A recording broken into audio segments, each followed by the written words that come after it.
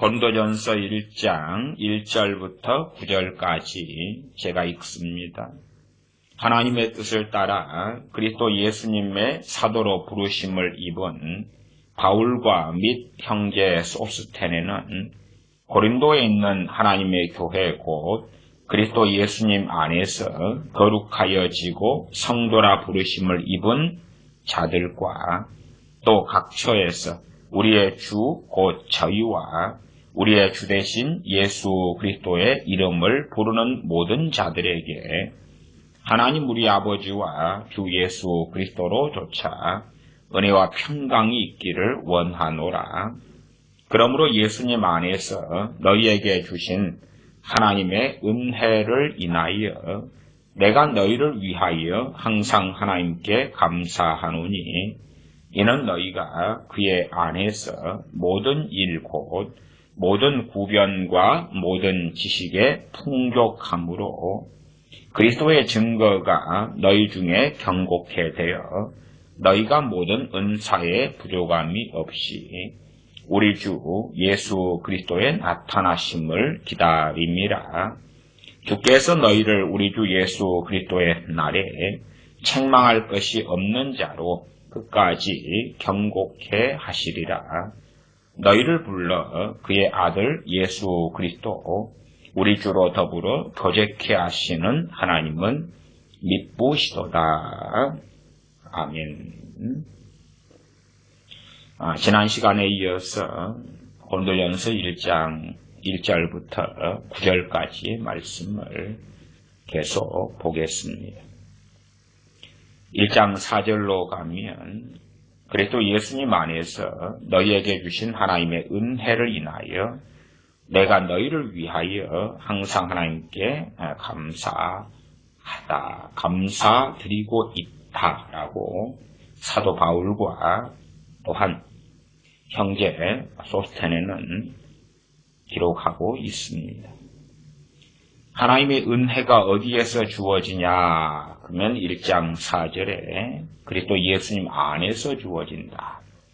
그리스도 예수님 안에서 너희에게 주신 하나님의 은혜다 하는 것입니다. 주님이 아니고서는 우리는 하나님의 은혜를 받을 수 없다. 우리 주 예수 그리스도의 십자가가 아니고서는 보혈의 공로가 아니고서는 우리는 하나님의 은혜를 받기에 합당치 않다.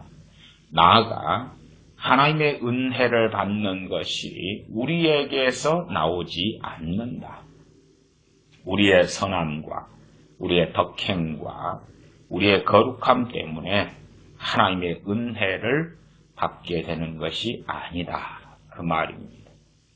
우리가 아무리 표면적으로 겉으로 볼 때에 인격적이고 괜찮은 사람이고 선행이 가득하다 할지라도 주님이 아니면 그리스도가 아니면 그런 의미에서 그리스도 안에서 우리 주 예수 그리스도 안에서 많이 하나님의 은혜는 주어진다는 사실입니다. 은혜는 값없이 주어지는 것이 은혜이고 우리의 선행이나 덕행이 하나님의 은혜에 대한 값이 될 수 없어서 하나님의 값없이 주시는 그 은혜들이 누구 때문에 주어지느냐, 무엇 때문에 주어지느냐 할 때에 우리 주님 때문에 또한 주님께서 골고다 언덕길을 십자가를 지고 가셨고 우리를 위하여 피 흘리심 때문에 또한 주님의 부활 때문에 주님께서 우리를 대신하여 주님 자신의 의를 우리에게 덧입혀 주심으로 우리는 하나님의 은혜를 받는 자가 되었다. 그 말입니다. 그렇기 때문에 고린도 교인들 가운데서도 얼마나 어리석고 무지하며 완악한 자들이 있습니까? 그러한 어리석고 완악하고 무지하고 때로는 다투고 싸우고 하는 자들에 대해서도 하나님께 감사드리게 된다. 무엇 때문에요? 하나님의 은혜 때문에. 그러니까 포인트가 참으로 하나님께서 은혜, 주실 자격이 없는 자들에게 은혜 주시는 것을 보고 하나님께 감사하게 된다 하는 이야기입니다. 하나님께 감사하게 된다는 가장 근원적인 이유는 하나님께서 얼마나 자비로우시며 사랑하심이 풍성하심이며 긍휼하심이 크심으로 인하여 감사하게 되는 것이, 하나님, 내가 저 고린도 교인들을 너무너무 사랑하는데 못되고 완악하고 싸우고 정죄하고 재판하고 성찬을 통하여 온갖 더러움을 행하고 우상 숭배의 재물을 먹고 그러한 고린도 교인들을 내가 사랑하는데 내가 사랑하는 사람들에게 은혜 주셔서 감사합니다. 그게 아니란 말입니다. 나아가 우리가 우리 자녀들에게 하나님의 은혜가 주어졌다고 합시다. 하나님 너무 감사해요. 내가 사랑하는 내 자녀들에게 하나님께서 은혜를 주시다니 너무 감사해요. 그런 방식의 감사가 아닙니다. 우리가 추수감사절이 되었다. 하나님 감사해요. 먹을 것, 일용할 것, 양식 주셔서 감사해요. 직장 주시고 직업 주시고 건강 주셔서 감사해요. 가정 주셔서 감사해요. 그런 양상하고는 유사한 것처럼 보일런지 몰라도 다르다 그 말이에요. 다르다. 하나님께서 은혜를 주님 안에서 이 고린도 교회 교인들에게 주시는 것을 보면서 감사하다. 이 감사는 하나님의 존재와 하나님의 영화로우심과 하나님의 아버지 되심과 하나님의 자비하심과 하나님의 풍성하신 사랑 때문에 감사하게 되는 거다 그 말이에요. 예를 들어서 우리가 참으로 심각한 위기 속에 있다. 나를 도와줄 사람들이 없는 가운데 어떤 사람이 나를 알지도 못하고 그러나 그 어떤 사람의 큰 자비와 긍휼로 인하여 나를 알지도 못하고 내 가족도 아니고 내 친척도 아니고 내 친구도 아니고 내가 평상시에 사랑했던 대상도 아니고 그런데 그 사람이 나를 볼 때에 내가 너무 불쌍하고 짠하고 나하고 친하기 때문이 아니라 그래서 심각한 위기 가운데 나를 도와주었다면 나는 당연히 그에 대하여 감사하게 되겠지. 그래서 포인트는 그 은혜를 주는 사람이 포인트인 것처럼 은혜 주시는 하나님이 포인트인 거예요. 야, 하나님 내 자식을 내가 너무 사랑하는데 이 사랑하는 자녀들에게 은혜 주셔서 감사합니다. 포인트가 하나님인 것 같으나 사실은 하나님께서 나를 위하셨다. 그러한 자기 자신이나 자기가 사랑하는 대상이 포인트가 되는 것. 그런 방식에서 사도 바울 등이 하나님께 감사하노라 할 때에 우리가 유사하기 때문에 곡해하는 부분들이 유감스럽게 있다까지 제가 말씀드리겠습니다. 그러므로 고린도전서 1장 4절에 너희에게 주신 하나님의 은혜를 인하여 그럴 때에 사실상 중심은 첫째 예수 그리스도시고 그리스도 안에서라 그 말이에요. 주님의 공로가 아니면 은혜 받을 수 없다. 두 번째 은혜 주시는 하나님 그렇게 주인공이 있다 그 말이에요. 우리는 주인공을 우리를 삼거나 아니면 우리의 사랑의 대상을 삼거나 우리의 선행 때문에 우리가 은혜를 받는다 그렇게 할지 몰라도 뒤에 계속 이어지는 고린도 교회의 실상을 볼 때에 이런 사람들에게도 하나님께서 은혜를 주시는구나. 그리고 왜 이렇게 완악하고 때론 못되고 잘못되고 죄악을 저지르고 넘어지고 자빠지고 싸우고 시기하고 질투하고 이간질하는데 왜 은혜를 하나님 주실까? 하나님은 자격을 따져가지고 주셔야 될 거 아니야. 야, 너 그래 그 정도면 내 은혜 받을 만하구만. 너 은혜 줄게. 야, 니 그 정도면 진짜 자격이 없어. 너 은혜 안 줘. 그렇게 한다면 사실상 은혜의 그 빛을 잃어버리겠지요. 그러나 우리가 볼 때, 저 고린도 교회 혹은 저 사람들 정말 못돼 먹었는데 내가 하나님이라면 은혜 안 줘. 또 저 사람 보니까 애원을 해? 근데 못돼 처먹었는데 저런 사람에게 애원 은사를 주실 수가 있어? 저 목사가 예수님의 이름으로 병을 고치고 치유기도를 하는데 병이 고쳐지네. 근데 저 목사 하는 거 보니까 뒤로는 돈을 밝히잖아. 왜 하나님은 저런 목사한테 병 고치는 은사를 주셨대?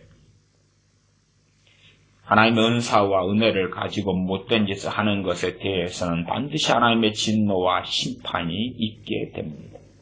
그러나 그러한 하나님의 은혜를 받은 것은 그 사람의 덕행 때문이 아니고 그 사람의 선행 때문이 아니라 주님 때문이다. 첫째. 그래서 주님 때문이라는 말씀이 고린도전서 1장 4절에 그리스도 예수님 안에서 이렇게 돼 있다고 말해요. 그리스도 예수님 안에서란 의미가 여러 가지가 있다고 제가 종종 말씀드렸어요. 그 가운데 이제 이 본문에서 그리스도 예수님 안에서 그 말은 가장 첫 번째 의미가 주님의 공로, 주님 때문에 그렇게 바꿀 수 있다고 제가 말씀드립니다. 두 번째는 일상적으로 주님 안에서란 말은 주님의 말씀, 주님의 진리, 주님의 복음, 주님의 교훈, 그것을 벗어나서 주님을 통하여 말씀하시는 이가 하나님이셨고 하나님의 말씀을 벗어나서 하나님의 은혜가 주어지는 건 아니다 그 말이에요. 왜? 하나님은 자신을 일양 미쁘시니 부인하실 수 없으시다 그 말이에요.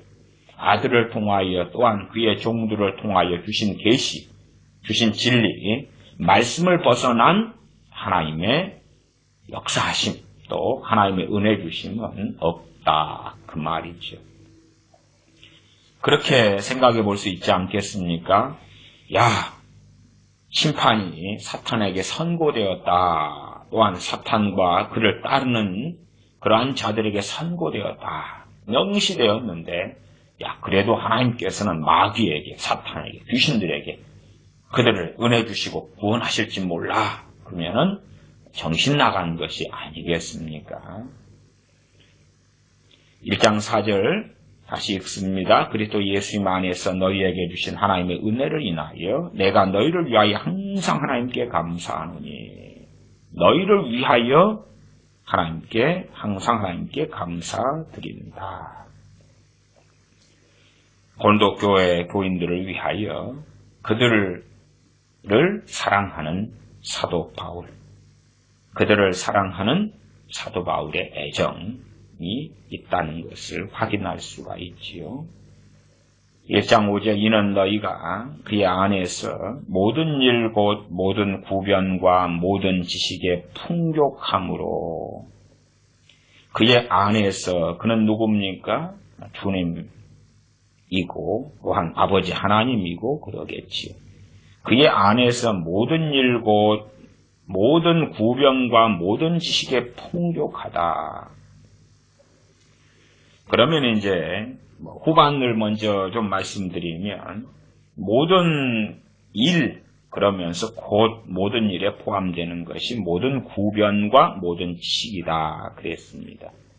구변은 언변을 이야기하죠. 말을 잘하는 것입니다. 말을 잘하는 것. 우리가 생각하는 것보다 일상사에서 말이라는 것은 너무나 중요하지.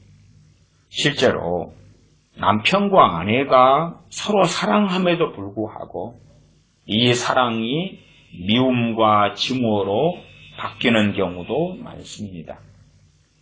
왜냐하면 표현을 잘 못하기 때문에 그러기도 하죠.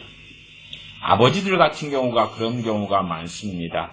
주로 이제 아버지들이 술자리 등에서 친구들이나 동료들과 대화할 때 되면 자기 자식 자랑을 그렇게 많이 해요.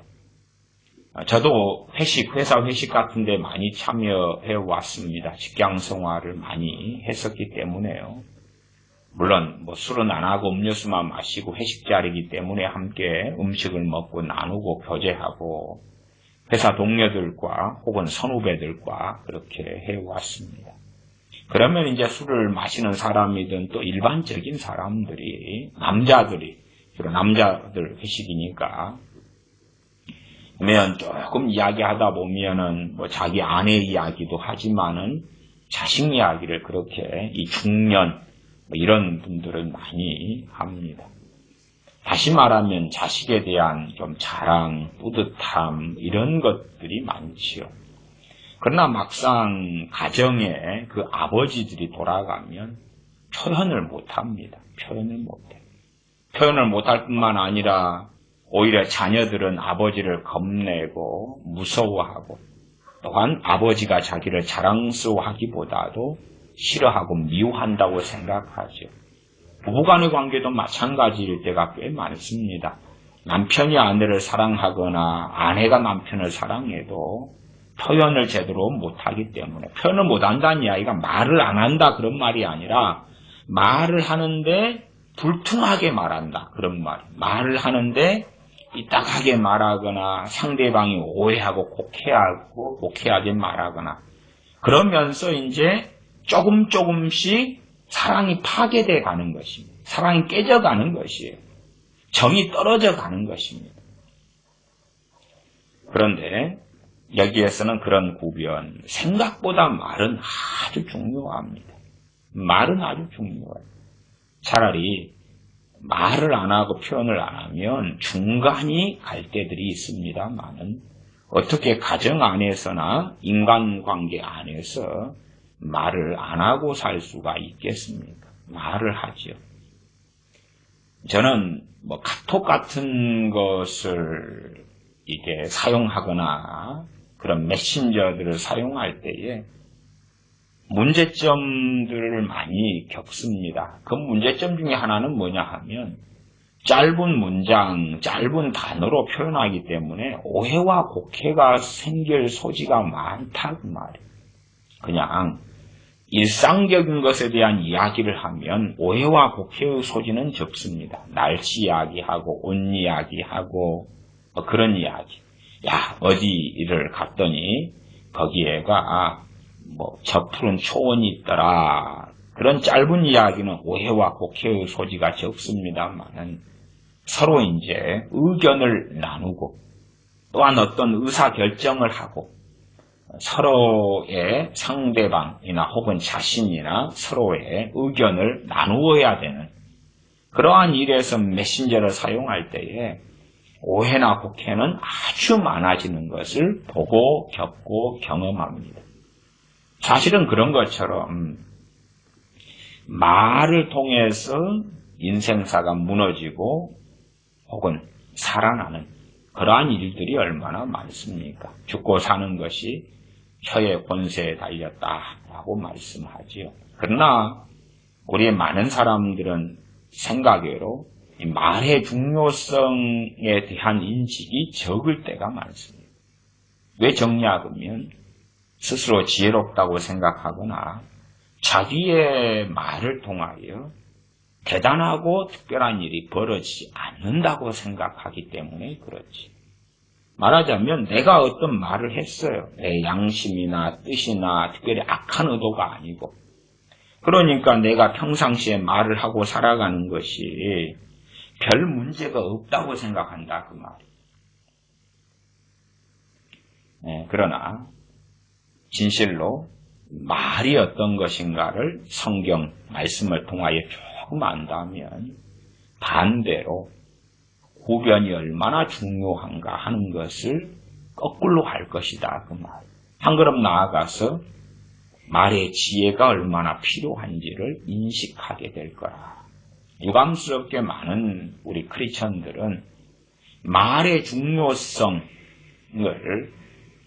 인식을 제대로 못할 때가 많습니다. 신앙서적 같은 데 보면은 말의 능력, 말의 위력 막 그런데 그런 쪽에서의 말의 위력을 말하는 사람들은 좀 이상한 쪽으로 빠져있는 것들이 많은 걸 봐요. 이게 내가 말을 한마디 하는 거예요. 돈은 들어올지어다. 그런 말의 위력. 금덩어리는 들어올지어다. 돈 1억, 5억, 10억은 들어올지어다. 그런 말의 위력. 그런 것이면 구변하고는 상관이 없는 거지요. 그런 말의 위력을 가지고 이제 누구를 저주하거나 누구를 축복하거나 그러면 그 말의 능력과 위력이 나타나가지고 그러면서 그렇게 말의 능력과 위력이 나타나는 공식을 내가 배우련다. 그러한 좀 삼천포로 이상한 데로 빠지는 것. 그거 말고 우리가 일상적인 삶을 살아가면서 우리가 보통 주고받고 말하는 데 있어서 거기에서 눈에 보이는 위력과 능력이라는 것은 없어요. 원래가. 그렇지 않아요? 치우기도 하거나 축사하거나 어떤 영적인 사역을 주님의 이름으로 한다. 그럴 때는 이제 말의 위력의 문제가 아니라 본질적으로 하나님의 능력의 문제고 내 말의 위력의 문제가 아니고 주님의 이름의 능력과 권능의 문제다 그 말이에요. 또한 복음의 능력의 문제고 내가 말의 위력이 있어가지고 복음을 전하니까 사람이 구원받습니까? 그게 아니라 복음의 능력 때문에 십자가의 능력 때문에 구원을 받는 것이지 내가 말에 능력이 있으니까 내가 말을 할 때에 막 능력이 나가고 권능이 나가고 그게 아니지요. 내가 아무리 대단한 학식 있는 사람처럼 멋지게 말해도 그건 껍데기일 뿐이에요. 알맹이가 복음인데 알맹이가 진리인데 무슨 내 말의 위력 때문에 그렇습니까? 진리의 능력 때문에 그렇고 우리 주 예수 그리스도의 복음 때문에 그런 거지. 그래서 이제 말의 위력, 능력 그러면 삼천포로에 빠져 있어요. 말하자면은 누군가가 가리킨다 그 말이에요. 당신들이 말의 능력과 위력이 있습니다. 당신 말의 능력을 통하여 일확천금을 얻을 수가 있어요. 말의 능력이 있습니다. 그 말을 한마디 잘하면 빚을 5억을 빚이 갚게 되고 잃었던 건강이 찾아오고 없던 직장과 직업이 생기고 가정이 회복되고 뭐 이런 것. 성경하고 굉장히 상당히 다른 미혹 속에 들어가 있는 꾸러미들을 전파할 때에 와 말의 위력이 있어 능력이 있어 아멘 그리고 달려갑니다. 제가 말씀드린 말의 능력 위력 그런 것은 그게 아니라 우리가 살아가는 일상사 속에서 실제로 주님과 함께 동행하려 한다면 성령님을 쫓아 행하려 한다면 우리가 하는 말들이 주님을 기쁘시게 하지 못한다는 것을 경험하게 됩니다. 또한 경험해야 합니다. 우리가 하는 평범한 말이 주님을 기쁘시게 하지 못한다 그 말이에요. 좀 부모와 자식이 있다. 내 자식이 한 12살이라고 합시다. 20살일 수도 있고 15살일 수도 있고 더 어릴 수도 있습니다. 어쨌든 내가 아직 자녀를 키우고 있고 내 자녀는 아직 분가하지 않은 그런 나이입니다. 소년이든 청소년이든 그렇다고 합시다. 자, 그러면 부모로서 엄마나 아버지로서 자녀에게 평상시에 말을 할 거 아닙니까? 그러나 이제 시간이 흘러가면 이 자녀가 커 나가면서 부모하고 대화가 줄어듭니다. 맞게끔 보여요. 맞게끔 보여. 그러나 사실은 맞고 옳은 건 아닙니다. 맞게끔 보이는데 맞은 게 아니라 잘못된 길로 가버린 거예요. 잘못된 길로 가버린 거예요. 부부간의 관계도 연인으로 시작했다가 부부가 되고 더 관계가 친밀해지면 부부가 뭘로 바뀝니까? 부부이면서 아미고 아미가 친구로 바뀝니다. 평생의 동반자인 마음을 나누는 친구가 됩니다. 그러나 연인이자 친구이자 마음을 나누는 존재이자 그래서 결혼을 했는데 결혼 초기에는 부부이자 연인이자 친구이자 그런 것 같다가 시간이 흘러가가지고 부부로는 남아있는데 친구는 아니에요. 속 깊은 것은 나누지를 못해요. 그리 되면 이제 이게 좋은 방향이 아니다 그 말이죠. 부모 자식 간의 관계도 부모가 일방적인 사랑을 주로 줍니다. 그러다가 자녀는 커 나가요. 그리고 어느 때 되면 이제 우리 크리스찬 가정에 대한 이야기로 한다면 신앙의 동역자가 되고 신앙의 친구가 되고 함께 주님을 따라 십자가의 길을 걷는 동료와 친구와 또한 삼겹줄이 되고 이겹줄이 됩니다. 그렇게 되어야지 정상이다 그 말이에요. 그래서 나이가 들고 철이 들고 신앙이 들어가면 가장 깊은 것을 나눌 수 있는 동료가 부모와 자식이 되는 거예요. 신앙의 가장 깊은 것, 삶의 가장 깊은 것. 세상의 친구는 환경에 따라 바뀌고 처지에 따라 바뀌고 또한 몸이 멀어지면 마음도 멀어지지만 부모 자식 간의 관계는 몸이 멀어져도 마음이 멀어지는 것하고는 거리가 멀죠. 근원적인 부모 자식 간의 관계를 가지고 있다 그 말이에요. 그럼에도 불구하고 이제 부모의 입장보다 제가 자녀의 입장에서 이야기하면 부모하고 마음이 멀어져요. 왜? 소통할 수 없으니까. 많은 가정들 같은 경우는 명절 1년에 주로 한국 시스템 속에서는 한 2번이지요. 추석하고 구정 때에 함께 모이고 만납니다. 그때에 부모 자식 간의 관계상 싸우고 다투고 꼴보기 싫고 빨리 함께 만나고 모여있는 이 관계에서 벗어나고 싶다고 생각하는 자녀들이 꽤 많다 그 말이에요. 왜? 마음을 나누는 관계가 아니기 때문에, 소통하는 관계가 아니기 때문에 그렇죠. 그래서 부모 자식 간의 관계가 잘못되면 자녀가 커 나갈수록 부모와 대화하는 것이 줄어들어갑니다.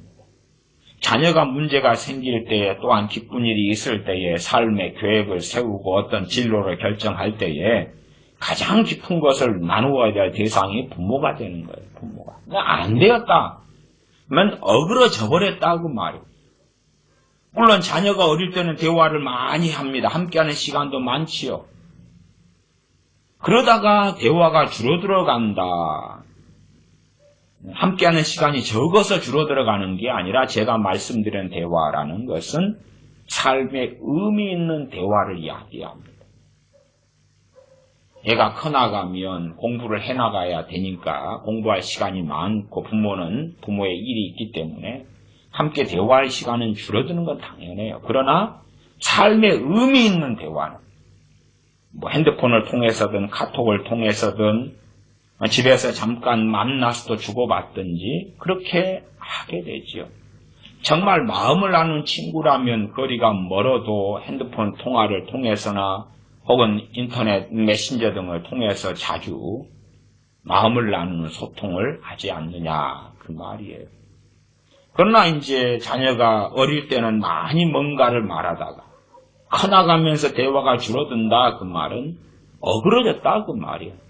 그 어그러짐의 원인과 이유가 어디 있느냐? 많은 원인 이유가 존재합니다. 근데 그 중에 하나가 구변 때문이다 그 말. 구변. 여기서 말씀하는 구변은 뭐냐 그러면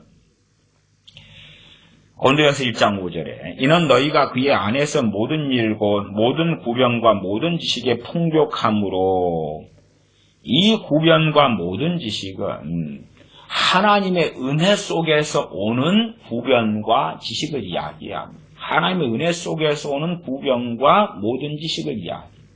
다시 말하면 우리가 말하는 것이 우리가 말재주가 필요한 것, 언변이 필요한 것, 구변, 말을 잘하는 것 그러기도 해요. 말을 잘하는 게 필요한 것이 언제 그러느냐 그럴 때에 우리는 말하자면 웅변대회를 나간다. 그때 구변이 필요해. 저도 현역 군대를 갔는데 현역에서 이제 좀 생활하고 일병이 되었는데 부대에서 대표 한 명을 뽑아서 웅변 대회를 했어요. 저가 이제 대표로 뽑혔어요. 우리 부대에서 제가 웅변 대회 부대 한 명 대표로 뽑혀가지고 한 일주일 원고 쓰고 준비해서 웅변 대회를 했어요. 어쨌든 그럴 때에 내가 구변이 필요해.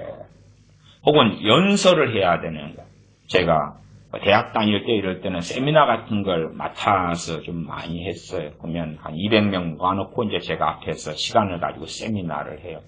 네, 그런 것이 대학 과목 중에서 이 가산점을 붙는 과목이 있어요. 그러면 교수님이 누가 이 주제로 세미나 할래? 그러면 제가 점수를 더 받고 장학금을 받으려고 제가 세미나 준비해서 하겠습니다. 그러면 1시간짜리 세미나를 준비해서 해요. 그래서 그런 경험들이 좀 많습니다.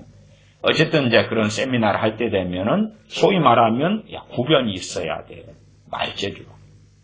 그러나 사실은 그것은 인생사에서 삶의 자리에서 많이 생기지 않아요. 정치인이라면 모르겠습니다. 그러나 일상을 살아가는 우리들에게는 그게 많이 생기지 않아요. 물론 저같이 설교하는 목사의 경우는 강단에 설 때마다 구변이 필요하고 상담을 받을 때마다 필요하고 상담 메일을 받을 때도 또한 교제할 때도 말씀을 가르칠 때도 구변이 다 필요하지요. 그러한 저 같은 목회자의 자리에 선 사람보다 그렇지 않은 보통의 크리스천들이 대부분이다 그 말이에요.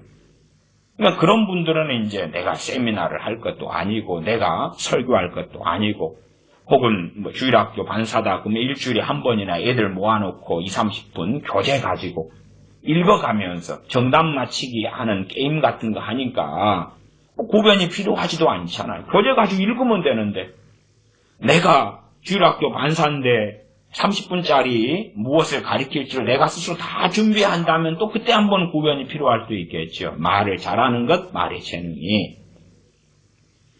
그래서 일반적으로 우리의 삶에는 구변 별로 필요 없는데 그러나 제가 부모 자식 간의 관계, 부부 간의 관계 그런 거 말씀드리는 것이 다 구변 때문에 그런 거예요.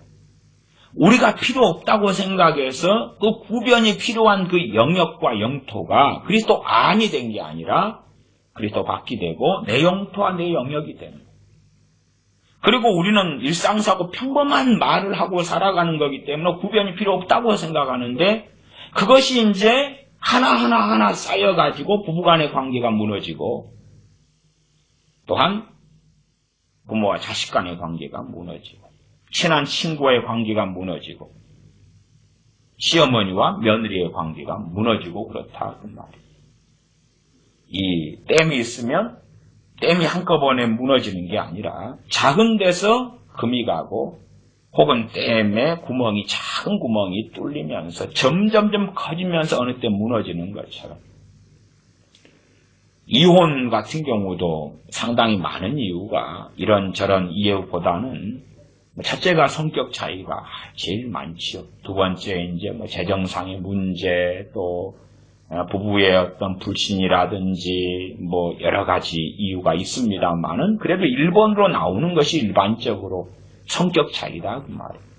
대화를 하면 싸운다 그 말이에요. 대화만 하면 싸운다 그 말이에요. 돈이 적고 좀 부족한 것은 서로 사랑의 관계만 되면 인내하고 참고 견디면서 버텨나갈 텐데 어쨌든 결혼했다는 것은 예외는 존재하겠습니다만은 연애하고 대화를 해보니까 통했다는 거 아니에요. 마음이 통해서 결혼했는데 그러나 그 사랑의 관계가 조금씩 무너졌다 그 말. 그래서 오히려 많은 부부들을 만날 때에 경험하게 되는 상당히 많은 일이 뭐냐 그러면 말을 안 할 때 가정의 평화가 지켜지더라. 말을 안 할 때. 말을 하면 싸움이 된다. 말을 하면 싸움이 되고 입을 다물면 평화롭고 그래서 지혜로운 부부는 둘 다 입을 다물고 그리고 이제 지혜롭지 않은 부부는 한 사람은 막 열고 한 사람은 다물고 싸움은 일어나지 않는데 입을 다물고 있는 사람은 고통을 받죠. 그리고 소위 억하심정을 가지고 괴로움을 가지고 되도록이면 함께 있는 시간을 줄이려 그러지. 차라리 둘 다 입을 다물고 있으면 가해자도 없고 피해자도 없고 좀 더 나은데, 한 사람이 입을 열어서 하고 싶은 말을 다 하고 그러면 가해자가 되고, 가만 꾹 참고 듣고 있고 피해자가 되고, 그러면 함께 있는 시간도 줄이면서, 둘이 있으면 피곤하니까 이때 약속을 잡아야지. 그리고 나가는 것이다. 그 말이에요. 그러면 제가 기본적으로 말씀드리는 것은 우리에게는 구변이 필요하다. 그거예요. 구변이 필요하다. 그러나 구변이 하나님께 구변이 주어졌는데 지금 고린도 교회는 모든 구변과 모든 지식에 풍족합니다. 고린도전서 1장 5절. 그러나 고린도 교회 안에 가난한 사람들 많습니까? 적습니까? 많습니다. 얼마나 많은지는 모릅니다만은 뒤에 보면 성찬, 성만찬을 할 때에 가난한 사람들은 준비해 오지 못합니다. 빵과 포도주를 준비해 오지 못합니다. 가진 사람들은 빵과 포도주를 준비해 와서 자기끼리 먹습니다. 남은 찌꺼기들, 가난한 사람들 너희 먹어. 그렇습니다. 그리고 가난한 자가 제가 많았다. 또한 현재형으로 당시에도 많았을 거다 말씀드리는 것은 충분한 합당한 이유가 있는데, 그것은 고린도전서 1장 28절 때문에 그렇습니다. 고린도전서 1장 28절에 보시면 하나님께서 세상에 천한 것들과 멸시 받는 것들과 없는 것들, 가난한 거 아닙니까? 택하사 있는 것들을 폐하려 하시나니. 언제 제가 예정이나 하나님의 선택에 대한 설교들은 여러 차례 해서 최소한은 10년 상간에 10편 이상은 하지 않았는가 생각합니다만은, 하나님의 선택, 하나님의 예정에 대하여서 한 10시간, 20시간을 가지고 성경 전체를 쭉 살필 수 있는 기회가 있었으면 좋겠습니다. 그러나 사실은 저는 현실성이 없다고 생각해요. 듣는 사람이 있어야 설교를 하는데, 예정이나 하나님의 선택 붙어서 제목으로 설교를 내놓으면 노 안 들어. 저거 지겨워. 안 들어. 근데 성경에는 예정과 선택이 너무 많이 나왔다는 거예요. 그러니까 그러한 본문들을 이러한, 예를 들어 고린도전서 1장이라면 1장 28절에 택하사가 나왔잖아요. 택하사. 하나님께서 고린도에 있는 사람들 가운데 택하신 것이 천한 것들, 멸시받는 것들, 없는 것들을 택하사, 그렇게 나왔어요. 공평하게 고린도 교회라면, 고린도 지역이라면, 고린도라는 도시 안에 공평하게 은혜를 주시거나 기회를 주신 것이 아니다 그 말이. 택했다고 나오잖아요. 그래서 이러한 본문들을 가지고 이제 신약이라면 신약 성경 전반적으로 확인도 해보고, 주님께서 복음서에서도 너희가 가서 혼인잔치에 초청을 해라. 그리고 이제 하인이 보내진단 말이, 누구에게 보내집니까? 특정한 사람이에요. 근데 특정한 사람이 밭을 샀어요. 소를 샀어요. 특정한 사람. 그 사람에게 보내졌어요. 보내지는 게 뭐예요? 부르심이죠. 하나님의 부르심.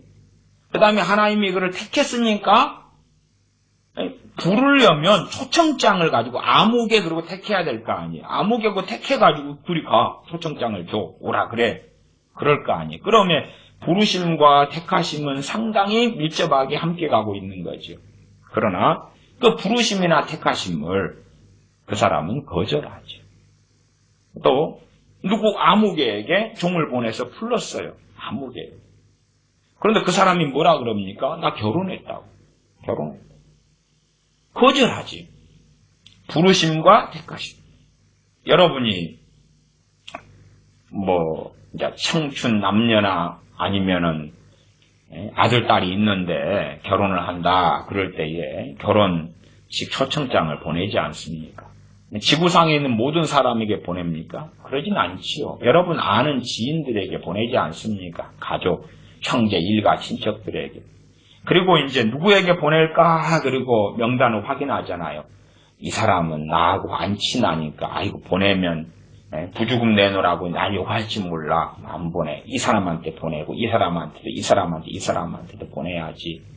그리고 이제 초청장을 보낸다고 말이에요. 그런 것처럼 초청장을 보내고 종들을 직접 보내가지고 그래서 콜링을 했다고 말이에요. 자, 아무개 택해가지고 자, 가서 불러와.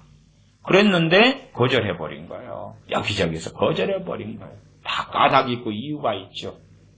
그러니까 그러면 혼인잔치에 자리가 많이 있으니까 길가에 가서 쩔룩발이든 장애인이든 누구든 다 불러와. 그렇게 된 거예요. 그러니까 하나님의 선택, 주님께서 말씀하신 부르심이나 초청이나 선택도 정말 놀라운 말씀과 이야기들이 많다 그 말이에요.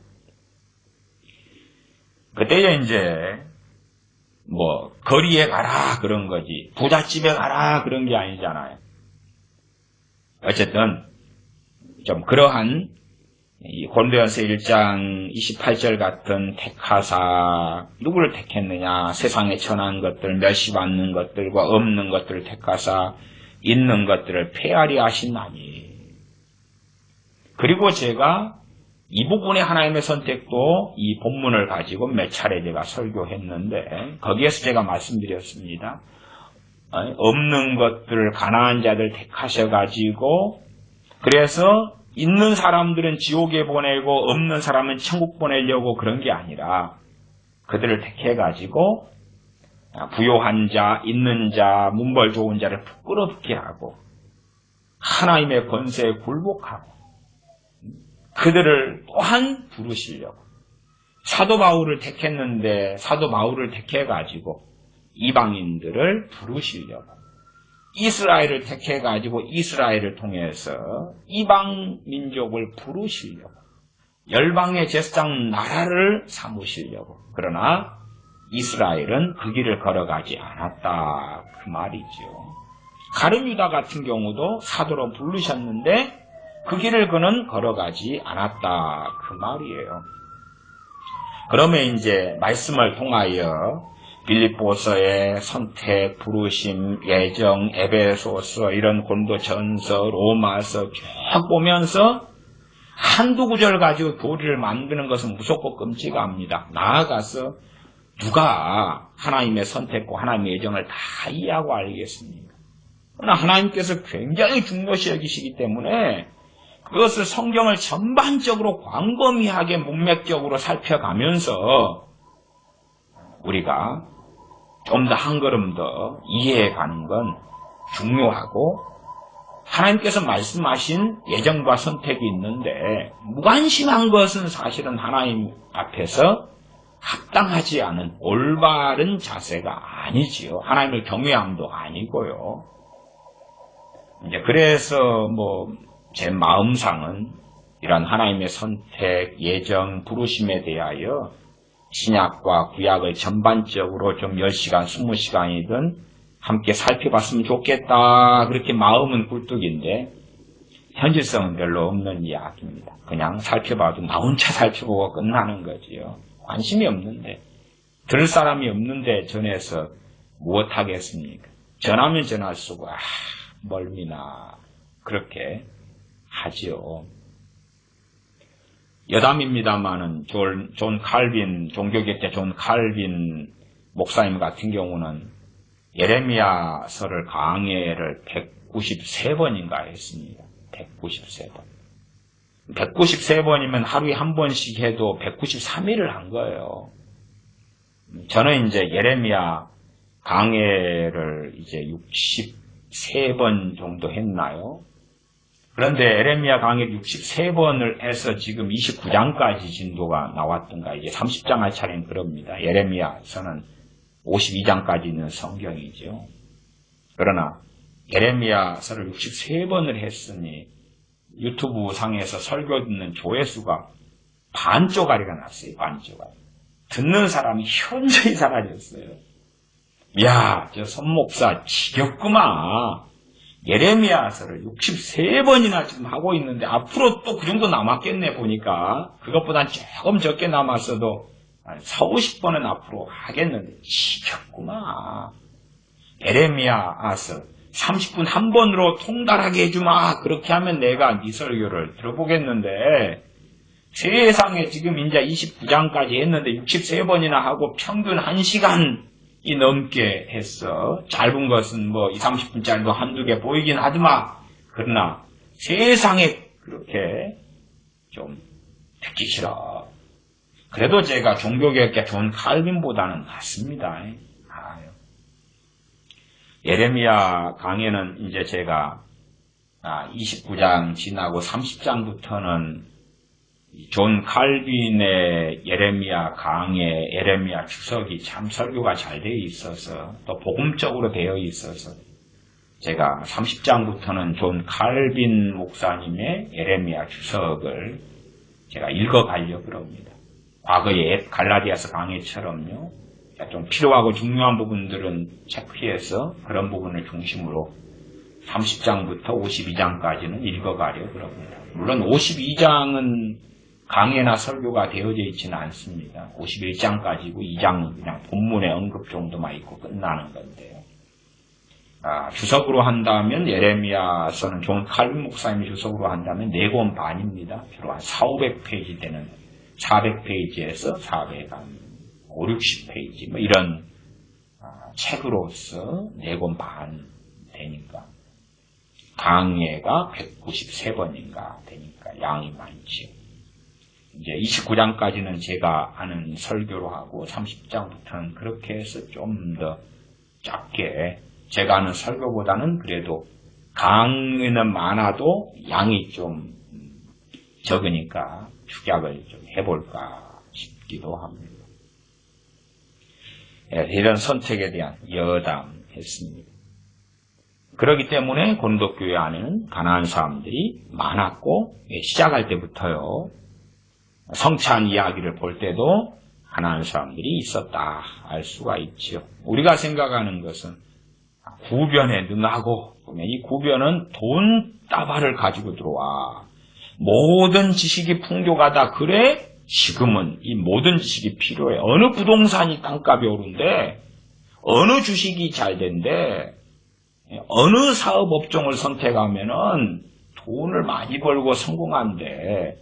내 자식을 어느 대학에 원서를 쓰면은 합격한대. 어느 직장 원서를 쓰면 된대. 어디에가 좋은 직장이 있어. 어디에가 기회가 있어. 왜 모든 지식에 풍족하다며.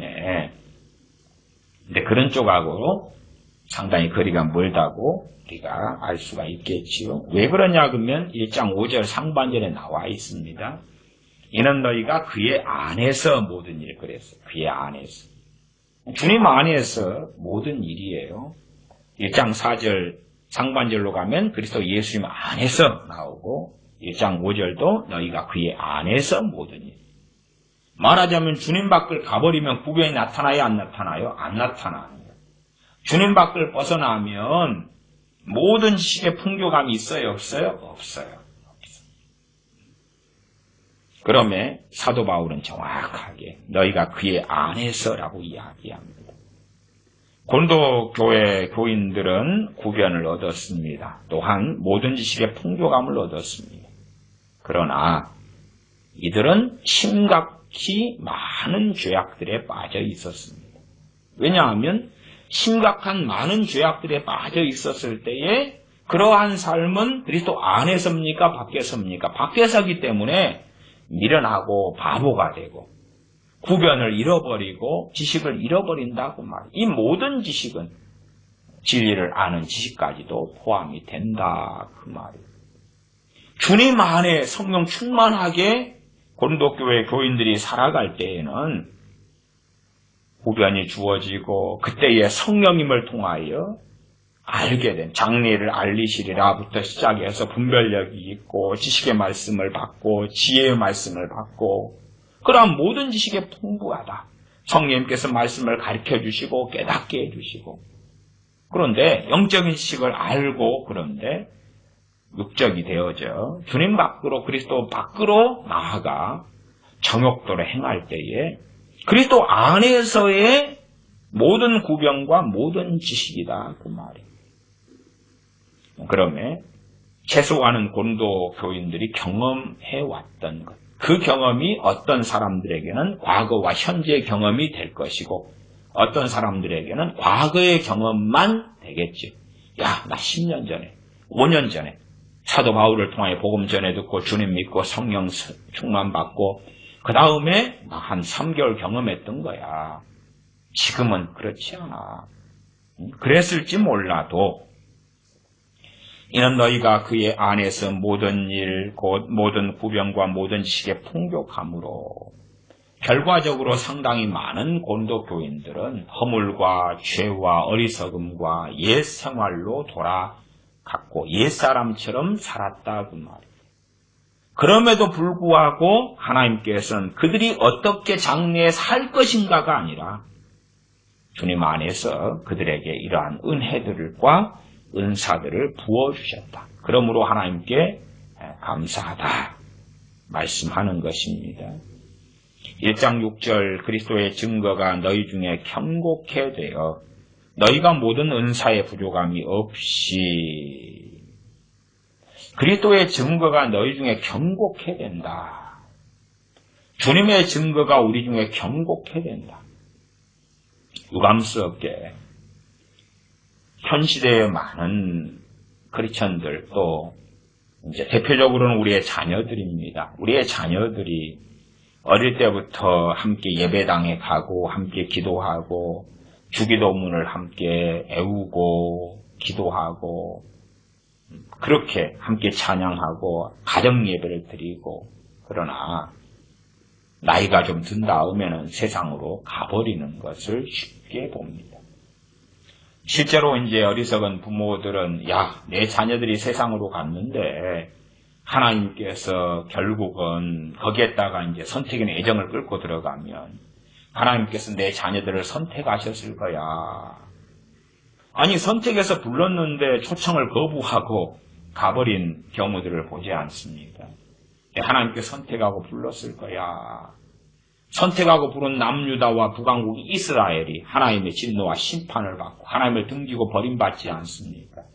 그리고 AD 70년이라면 1948년까지 나라가 없이 참담한 나그네로 비극들을 많이 경험하면서 살아왔더라. 나아가 지금도 많은 동성애와 우상숭배가 가득한 곳이 이스라엘, 팔레스틴이 되었더라 하는 것이고 주님께 돌아오는 사람들은 극소수에 불과하더라 하는 것을 우리가 알고 있습니다. 야, 우리 자녀들이 어릴 때 주님 믿다가 지금은 나이 들어 떠나갔는데 나중에 돌아올 거야. 환상이죠. 왜 환상이라고 말씀드리냐 그러면 그게 정말로 사실일 것 같으면 그런 사람이 있기는 있다. 있기는 있다. 근데 유럽 교회를 보시라. 미국 교회를 보시라. 그렇게 당신들이 주장하려면 유럽 교회, 미국 교회가 떠나갔다가 들어와서 소위 말하면 부흥이 일어났겠지요. 그 소년, 청년 때 떠나가가지고 그러나 오히려 중년, 장년도 떠나갔어. 소년, 청년도 떠나갔을 뿐만 아니라 중년, 장년도 떠나가면서 상당히 많은 교회가 남아있는 사람들이 노인네 몇 명밖에 안 남았다 그 말. 야, 떠나간 우리의 자녀들이 10년, 20년, 중년, 장년 되고 철들어서 돌아올 거야가 아니라 소년, 청년들이 떠나고 그 다음 떠난 사람들은 장년들, 중년들, 노년들이 떠나요. 그리고 소수의 노인들이 남았더라고 말이에요. 그것이 진실이에요. 그것이. 그러나 사람들은 그러한 역사적 진실을 보려하지 않습니다. 특별히 대한민국의 교인들은 더 보려하지 않지요. 우리는 영국이나 프랑스나 독일이나 미국이나 저런 교회하고는 달라. 뭐가 다릅니까? 혹여 영국이나 미국보다 기독교인의 비율이 높습니까? 남아공보다 기독교인의 비율이 높습니까? 네덜란드보다 기독교인의 비율이 높습니까? 어디서요? 택도 없지 않습니까? 겨우 20% 가지고 어디에 된단 말입니까? 그런데 60%가 넘고 70%, 80%가 된 곳들도 주님을 떠나가고 또 떠나가고 또 떠나가고 남아있는 교회도 유명무실해지고 신앙도 죽어버리고 병들어버리고 그렇게 되어져 왔다 그 말이에요. 무엇을 가지고 자긍하냐? 자긍하지 말라 그 말이지요. 그러면 1장 6절에 그리스도의 증거가 너희 중에 경고케 되어 왜 떠나가냐 그럴 때 이 경고케 된 게 없으니까 그렇지요. 바닷가 모래밭에 가면 아이들을 데리고 해변에 한 번씩 가면 아이들이 그 해변에서 이제 모래성을 쌓습니다. 조금 지나서 바닷물이 밀려오면 모래성이 무너지죠. 왜 무너집니까? 경고하지 않기 때문에 그렇지. 혹은 이제 콘크리트로 바닷가에 태풍이 와도 견딜 수 있게 방파제를 쌓습니다. 그리고 어지간한 태풍은 견뎌내다가 훨씬 더 큰 태풍이 오면 그 견고하게 쌓았던 방파제마저 무너집니다. 그러면 또 다른 일을 하죠. 그 태풍도 견딜 수 있는 방파제를 또 쌓지요. 그런 일을 방파제를 쌓는 데는 반복하는 양상을 봅니다. 어쨌든 더 견고하게 만들려는 거지. 고린도 교회는 그리스도의 증거가 너희 중에 경고케 되었다 말씀하지요. 자, 경고케 되었으나 그러나 거기에도 크게 두 부류가 존재합니다. 경고케 되었는데도 불구하고 말하자면 주님의 증거를 보고 확인하고 그리스도의 증거가 경고케 되었어요. 그래서 믿음이 더 좋아지고 하나님을 찬양하고 섬기고 찬미하는 부류가 있고 그리스도의 증거가 경고케 되어도 나 몰라 그러고 멋대로 사는 부류가 있는 거예요. 가장 일반적인 문제는 그리스도의 증거가 경고케 되지 않는 문제죠. 경고하지 않은 거예요. 말은 주여 주여 그러고 믿습니다 믿습니다 했는데 하나님이 어디 살아계시는데 하나의 그냥 기독교라는 종교에서 왔다 갔다 한 거예요. 왔다 갔다 한 거예요. 그리스도의 증거가 경고케 되지 않은 거지요. 이것이 첫째 문제입니다. 그리스도의 증거가 일단 경고케 되어도요. 경고케 되어도 주님 앞에 붙어 있을 사람과 그렇지 않을 사람으로 나누어져요. 고린도 교회는 그리스도의 증거가 경고케 되었어요. 경고케 되었는데 교회 안에 온갖 악인들이 판을 쳤어요. 온갖 악인들이. 고린도전서 14장에 보면 고린도 교회는 모일 때에 가르치는 말씀도 있었고 찬양도 찬송도 있었는데 그 가운데 방언, 통역도, 애언도 있었습니다. 소위 말하면 귀신을 쫓아냄도 있었고 병 고치는 것도 있었다고 말이에요. 고린도전서 12장에 너희가 다 병 고치는 자겠느냐. 하나님께서 교회 중에 몇을 세우셨는데 사도와 교사와 복음 전하는 자와 병 고치는 자와 권능을 행하는 자 나오잖아요. 고린도 교회 안에 그런 사람들이 있었다니까요. 병 고치는 사람, 그 은사와 능력을 덧입은 사람, 권능을 행하는 은사와 능력을 덧입은 사람이 있었다고 말이에요. 애언하는 애언 은사를 받은 사람도 있었다고 말이에요. 그러면 그리스도의 증거가 경고케 되죠. 주님의 이름으로 병이 고쳐지고 귀신이 떠나가고 주님의 이름으로 장래일이 알려지고 또한 내게 나만 알고 있는 것에 대하여 책망이 주어지고 견책을 받고 나의 은밀한 것들이 하나님이 알고 계시다는 걸 알게 되고 또한 성령님의 충만이 있고 은혜가 있고 기쁨이 있고 그런 가운데에서도 세상으로 떠나며 교회 안에 남아있는데도 불구하고 온갖 완악하고 악한 짓을 하는 사람들이 많았다 그 말이에요. 그러면 경고케 되지 않으면 경고케 되어졌을 때 주님 안에 거할 사람들도 경고케 되지 않았을 때는 빨리빨리 할 사람들이 많다고 말이에요. 많아요. 우리가 고라신 가버나움 벳세다에 대하여 주님께서 심판의 선고, 화재앙의 선고를 하시는 것을 듣고 봅니다. 그럼 벳세다, 고라신, 가버나움에 대하여 내가 어떠한 고울들보다 많은 권능을 행한 주님께서 행하신 그 고울들이 회개치 않았다. 가버나움아 하늘에까지 높아지겠느냐? 고라신아 벳세다야 너희에게 행한 권능을 다른 마을, 다른 고울에서 행하였다면 그들은 제한 자 회개하였을 것이다. 내가 과거에 있었던 소돔에서 고모라에서 행했다면 그들은 회개했을 것이다. 말하자면 그리스도의 증거는 견고했어요. 고라신, 가버나움, 베스다라면. 그러나 그들은 회개치 않지요. 가인과 아벨의 경우에서도 가인의 제사와 아벨의 제사가 있었고 아벨의 제사는 하나님 받으셨으나 가인의 제사는 받지 않으셨습니다. 가인의 얼굴색이 안색이 변하고 동생에 대한 시기와 질투와 분노와 증오심으로 들끓고 있을 때에 하나님께서 가인에게 찾아오십니다. 내 안색이 변하면 어찌 미뇨. 말하자면 가인에게는 하나님의 증거가 견고해요. 하나님의 살아계심을 경험하고 광야에 있었던 이스라엘 백성들 하나님의 증거가 견고하지요. 날마다 만나를 먹고 매출하게 기적을 맛보며 광야에서 무수히 많은 하나님의 기적을 맛봅니다. 그래도 고라나 다담이나 아비람이나 심지어 미리암 선지자까지도 반역을 하고 대항하고 대적합니다.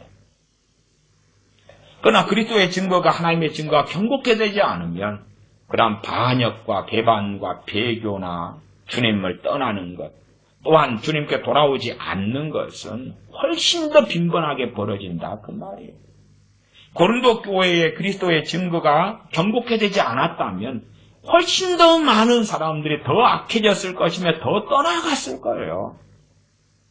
그러니까 우리가 그리스도의 증거가 견고하게 되면 100% 다 그 견고한 증거를 경험하는 사람들은 돌아올 것이다. 안 그렇습니다.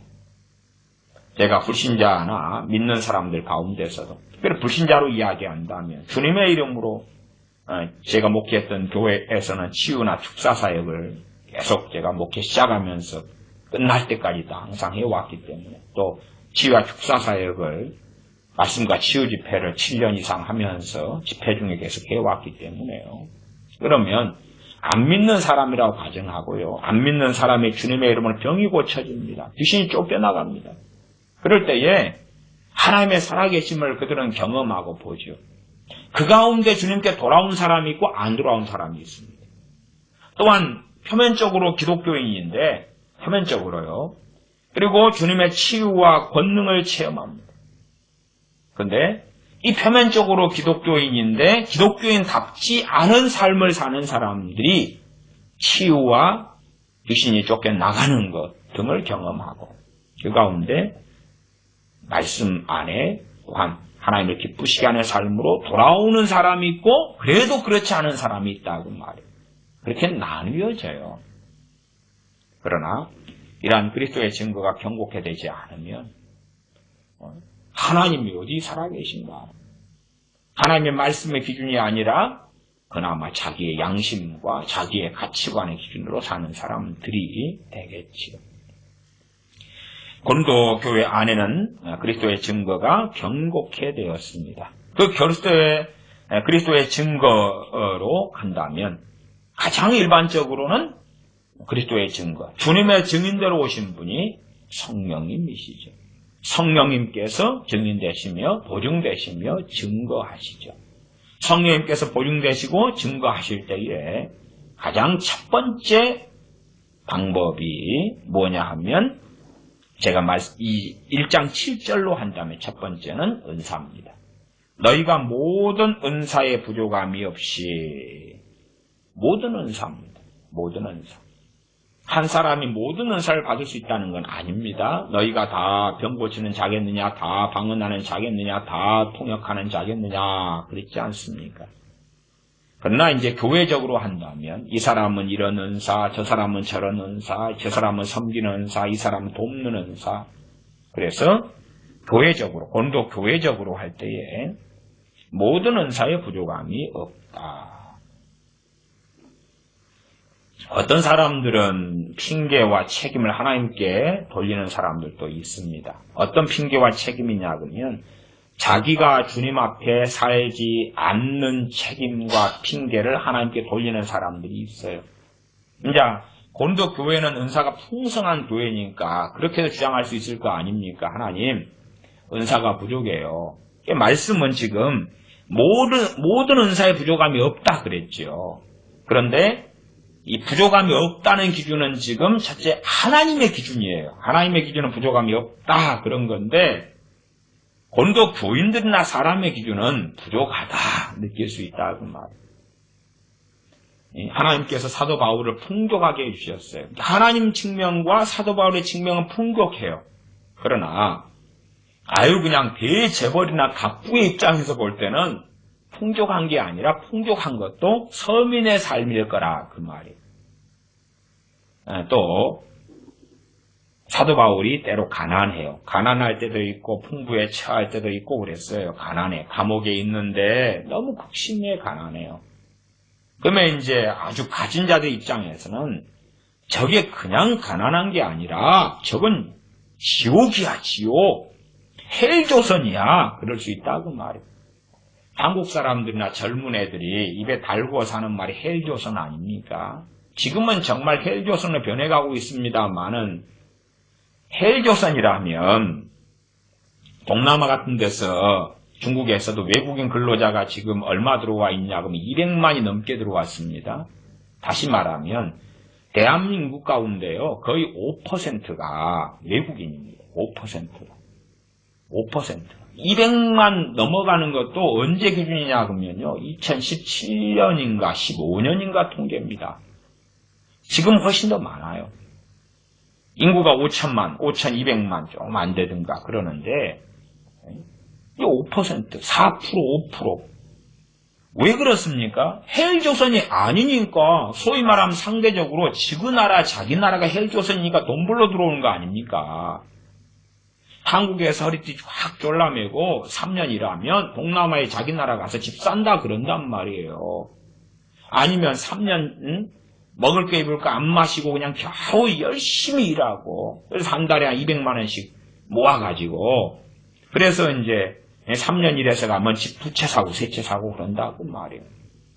그럼 자기 나라가 상대적으로 소위 말하면 헬조선인 거죠. 뭐 그 나라가 태국이다 그러면 헬 태국이고 막 그런 거죠. 필리핀이면 헬 필리핀 그러겠죠. 그러나 대한민국에 사는 젊은이들은 자기 기준이 있으니까 자기 기준이 만족되지 않으니까 헬조선인 거죠.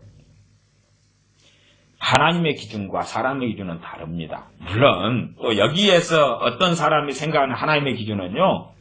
부욕해 주신다 그러면은 세상에 있는 부자보다 더 부자로 이런 그런 거 아니다 그 말이에요. 하나님의 기준은 이 땅에서 하나님의 자녀가 연단받으며 진리의 길을 걷는 가운데 하나님께서 말씀하시는 어떤 부요함이다 그러면 부요함인 거예요. 그러지. 야 세상에 부자가 10억 있으면 부자 정도 될 것 같은데 그럼 하나님 나를 부자로 만들어주세요. 세상의 기준은 10억이 부자면 하나님 기준은 1000억이고 1조고 그러지요. 그걸 주세요. 그런 게 아니라 하나님께서 내가 너를 물질적으로 부욕했다 그러는데 나한테 1000만 원밖에 없는 사람 될 수도 있는 거예요. 하나님의 기준이. 사람들은 항상 자기 생각으로 성경을 조정하고 바꾸고 변개시키기를 좋아합니다. 고린도교회도 아마 은사가 부족하다고 최소한 첫째 개인적으로 하나님 나 은사가 부족해요. 나에게 더 주세요. 내가 보니까 그래서 왜 고린도 교인들한테 다 병 고치는 자겠느냐 그랬으면 내가 그 책망을 사도 바울을 통해 하나님이 하셨다 그 말이에요. 그러면 내는 병 고치는 은사를 안 받았어요. 저 사람이 받았어요. 나는 저 사람이 부럽고 저 사람하고 나는 라이벌이다 그 말이에요. 교회 안에서. 면 하나님 나 은사가 부족해요. 라이벌이 아니라 저 병 고치는 은사를 가진 사람과 내가 동역자가 되고 함께할 때에 저 은사를 통하여 성령님은 내 병들 때가 있으면 나를 고치실 텐데 그게 아니라 하나님 나는 저 사람보다 더 큰 병 고치는 은사를 주세요. 그리고 은사에 나는 부족하잖아요. 부족해. 그러니까 하나님하고 관점과 각도가 너무 달라버린 거예요. 지금 교회적으로는 모든 은사가 부족함이 없다 그런 거예요. 너희가 그랬죠. 1장 7절로 가면 너희가 모든 은사의 부족함이 없이 그랬는데 고린도 교회는 파당, 분당, 분열, 다툼, 이간질 그래서 1장 12절로 가면 이는 다름 아니라 너희가 각각 이르되 나는 바울에게 나는 아볼로에게 나는 게바에게 나는 그리스도에게 속한 자라 하는 것이니 그렇게 해서 파당 분당 나누고 다투고 찢어지게 쌈박질하니까 모든 은사에 부족함이 없이 주셨는데 그런데 그 혜택을 누릴 수 없는 거지요. 누릴 수 없어요. 한 부모가 재산이 많았어요. 그래서 어느 때 이제 자녀들에게 재산을 상속해 주려 했어요. 근데 갑자기 부모가 사고로 돌아가셨어요. 근데 큰형이 아주 못된 마음을 먹었어요. 그래서 서류 조작하고 뭐 바꾸고 어떻게 해가지고 그 재산을 자기가 다 홀라당 다 먹어버린 거예요. 그러니까 부모가 준 풍족한 재산은 자녀가 3명이 있는데 3명을 3분의 1씩 나눠도 풍족하게 살 수 있는 양이다. 그 말이에요. 그러나 큰형이 홀라당 먹어버리니까 둘째, 셋째가 그 풍족함을 가질 수 없게 되었다. 그 말이에요. 세상적인 비유를 든 겁니다. 하나님께서 고린도교회 안에 서로가 하나가 되고 주님 안에 연합이 되고 그러면 풍족하게 모든 은사를 주셨는데 각자가 느끼는 것은 저 부러운 자리 내가 저 애언하는 것 나도 애언하고 싶어. 근데 왜 나는 애언하는 은사가 아니라 방언하는 은사야? 나도 병 고치고 싶어. 나도 저렇게 삐까뻔쩍하게 병 고치는 집회를 해가지고 할렐루야 존경합니다. 당신이 예수의 이름으로 기도해 줌으로 내 암병이 나았어요. 휠체어에서 일어났어요. 와, 당신은 정말 귀한 하나님의 종이군요. 나도 그 말 듣고 싶은데 나는 섬기는 사람이에요. 말하자면 병 고치는 은사 사역자가 앞에서 멋지게 그냥 존경받으면서 사역할 때 나는 서비스 한단 말 뒤에서 휠체어 밀고 자 그 다음 순서 여기 있습니다. 사역자님. 그러니까 나는 불평 불만이 있다고 말이야. 나도 저 사람보다 더 큰 권능과 능력을 받아가지고 그렇게 해야 되겠어. 그러면 그 사람 입장에서는 모든 은사가 부족함이 없이가 아니라 너무너무 부족한 거예요. 그러면 사실은 이러한 고린도전서 1장처럼 바울과 형제 소스테네를 통하여 하나님께서 말씀하셔도 상당한 고린도 교인들은 동의하기 어렵다. 저는 동의하기 어려웠을 거라고 저는 생각합니다. 말이 좀 안 맞는 것 같은데 그래도 일단 사도 바울께서 말씀하셨으니까 통과 대강 넘어가지. 그런데 모든 은사에 부족함이 없는 건 아니야. 너무 부족해. 내가 원하는 은사가 주어지지 않았어. 고린도전서 12장에 성령님께서 그 뜻대로 나눠주신다. 성령님의 뜻과 내 뜻이 내가 육의 사람이라면 같을 리가 없지요. 같을 리가 없으니까 내가 원하는 뜻이 아니라 성령님께서 성령의 뜻대로 은사를 나누어 주시니까 그것을 명시하신 거예요. 고린도전서 12장 몇 절입니까? 제가 그 본문을 찾아서 먼저 읽어드릴게요. 12장 11절이네요. 이 모든 일은 같은 한 성령님이 행하사 12장 11절 그 뜻대로 각 사람에게 나눠주시느니라. 뜻대로 나눠주신다. 그러면 그 뜻대로 왜 성령님의 뜻대로입니까? 내 뜻대로 주셔야지. 내 뜻대로. 내가 원하는 걸 주셔야지. 내 뜻대로 안 되면 나는 부족한 거잖아요. 내가 필요하다는데. 성령님이 그 필요에 따라서 뜻대로 나눠주시는데 아니요. 내 뜻대로 받고 싶다니까요. 내 원함대로 받고 싶다니까요. 그래서 실제로 각 믿는 사람은 주님의 몸의 지체됨인데 그 지체의 자리를 떠나고 싶어 하지. 누가 발가락하고 싶겠나요? 발가락보다는 더 영광스러운 자리에 앉고 싶은 욕망과 욕구가 많지 않습니까?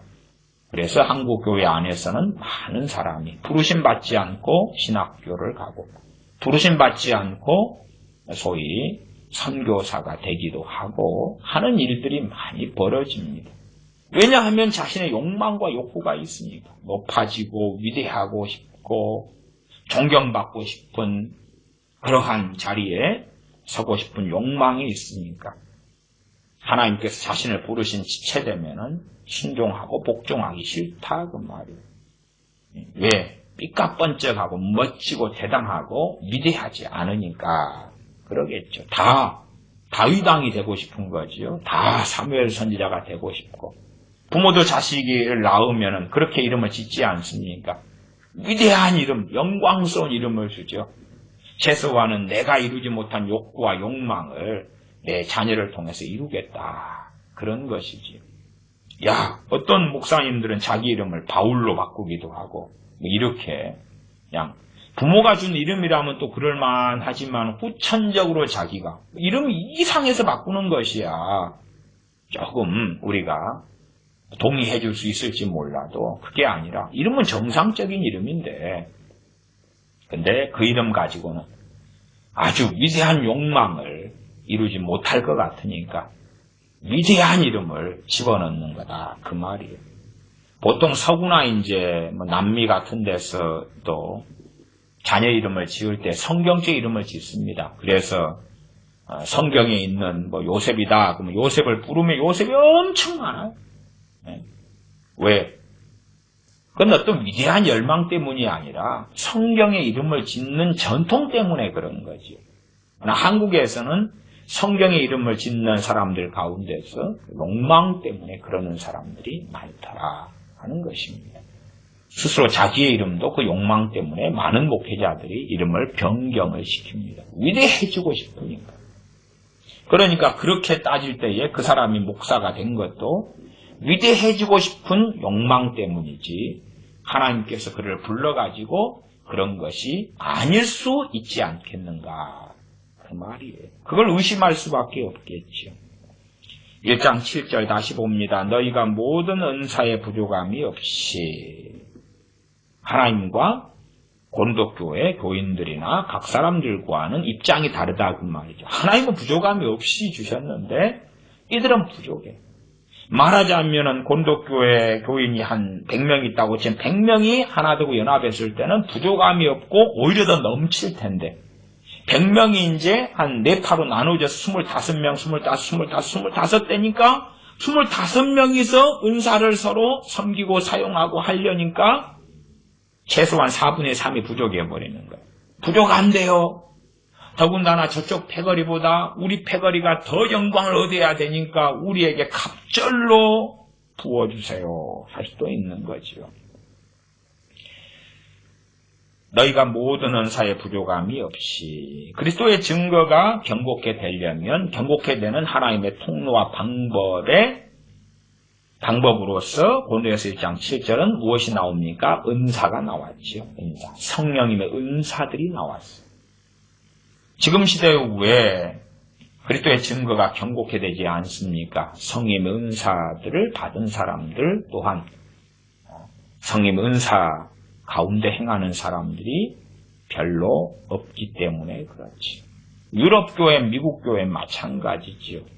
말하자면 미국에는 신사도 운동이 일어나서 그 영향력이 한국부터 많은 곳에 퍼지고 있는데 그들이 주로 쓰는 방법 중에 하나가 애언하는 것, 그 다음에 뻥뻥 잡아뜨리는 것, 뻥뻥 잡아뜨리는 것. 병을 진짜 예수님을 고치려면 고쳐라 그 말이에요. 그냥 뻥뻥 잡아뜨려가지고 병이 고쳐지지도 치유되지도 않았는데 예외는 있습니다. 전반적으로 그러지 않아요. 자빠지고 그냥 툭툭 털고 일어나는 거예요. 거기에다가 이제 아주 놀라운 의미 부여를 하는 거죠.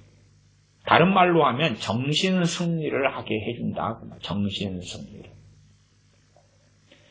그리고 애언도 듣기 좋은 애언이지 그러지 사실 검증이 되지도 않고 심지어는 몇 년 지난 다음에 보니까 그때는 잘못된 것이 정확히 드러나 버리죠. 몇 년 지난 다음에는. 그러나 지금 현재 그 애언을 들을 때는 너무 내가 듣고 싶고 받고 싶은 애언을 해주죠. 그리고 현재는 맞는지 틀린지 검증할 수 없죠. 검증할 수 없으나 나는 그것이 맞았으면 좋겠죠. 왜? 내 귀와 마음을 흡족하고 즐겁게 해주기 때문에. 그러나 3년, 5년 지나면 절반 이상은 그게 아니구나 라고 드러나고야 말겠지요. 또 다른 절반 이상은 시간이 더 흘러야지 드러나겠지요. 그러나 대부분의 애언은 평화를 애언하는 선지자들, 애언자들이 되어져 가지고 있는 것이지요. 성령 은사들이 사라지고 없어지고 부족해집니다. 왜요? 성령 은사들은 주로 어떨 때 나타나고 임하냐고 하면 성령 충만이 나타날 때입니다. 교인들의 성령 충만을 많이 받으면 성령 은사들도 많아지는 것이죠. 고린도 교회 같으면 사도 바울의 전도를 통하여 주님을 믿게 되고 말씀을 전하고 성령 충만, 성령 세례받는 일들이 빈번했다 그 말이죠. 그렇게 해서 시작된 교회이기 때문에 성령의 은사들도 함께 풍성할 수밖에 없습니다. 우리의 체험적으로 우리의 삶을 돌아보면 성령 충만을 받을 때에 은사들을 받는 보편적인 일들이 나타나는 것을 경험합니다. 반면 성령의 충만을 받은 일이 없다 그러면 성령의 은사들도 사실은 찾아보기 어렵다 하는 것입니다. 제 개인적으로 18살 때 한 4월달 정도에 주님을 영접했습니다. 물론 교회는 5살 때부터 다녔고요. 5살 때부터 교회는 들락거렸으나 그러나 18살 때 그때에 4월달 정도에 주님을 영접했습니다. 그리고 제게는 평안이 있었고 기쁨이 있었습니다. 친구들에게 복음을 전했습니다. 그러나 실제로 제 삶에는 변화는 없었습니다. 그냥 제가 항상 생각하고 살폈던 변화는 딱 2가지. 말하자면 5살 때부터 18살 그때까지 교회는 다녔으나 그러나 밥 먹을 때 하나님께 기도하지 않았습니다. 기도하니 흉내는 냈습니다. 예배당에 도착해서 기도하니 흉내. 1, 2, 3, 4, 5 숫자 세는 거. 이 정도쯤에 눈을 뜨면 되겠지. 그러나 진실한 기도는 한 적이 없습니다. 왜요? 주님 안 믿고 하나님 안 믿는데 어떻게 진실한 기도를 합니까? 아주 5살 때부터니까 철없을 때는 그냥 기도한다고 했겠지요. 그러나 조금 머리가 굵어지는 10살 넘어서는 내가 하나님을 안 믿고 주님을 안 믿는데 기도할 리가 없잖아요. 철없을 때 5살, 6살, 7살 때야 뭐 모르니까 시키는 대로 그냥. 그러나 이제 이성이 등장하고 내 지각과 지혜가 좀 생겨나는 것처럼 보이는 10살이 넘어서는 그런 기도하는 흉내내 기도 안 하지요. 그러나 이제 18살 한 4월 정도에 주님 믿고 영접한 다음에 변화된 것은 밥 먹을 때 기도하는 것. 하나, 밥 먹을 때. 반 친구들이 60명이 넘었는데 그 친구들이 다 보는 자리지요. 함께 도시락을 까고 밥을 먹으니까요. 그때에 기도하는 것. 내 크리스천이다 라고 보여주는 거지. 그러나 눈 잠깐 찔끔 1초 감고 뜨면 누가 알겠어요. 그렇기 때문에 최소한 친구들이 볼 때에 충분히 길게 10초, 20초, 30초 기도하는구나. 기도하네, 쟤. 그럴 정도. 그거 하나.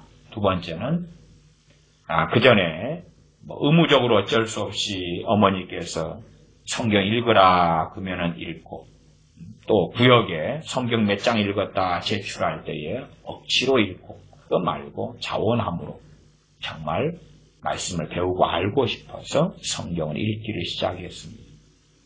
딱 2개입니다. 저런 사람은 똑같아요.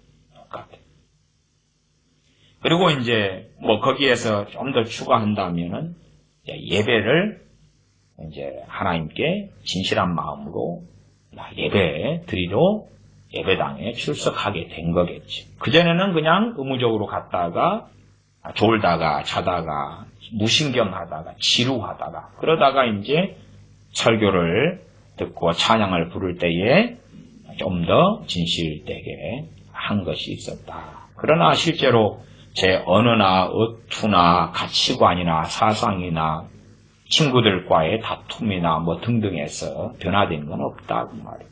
가족 간의 관계에서나 무엇이나 그런 부분에는 변화가 아니라 똑같은 저 자신을 저는 보았습니다.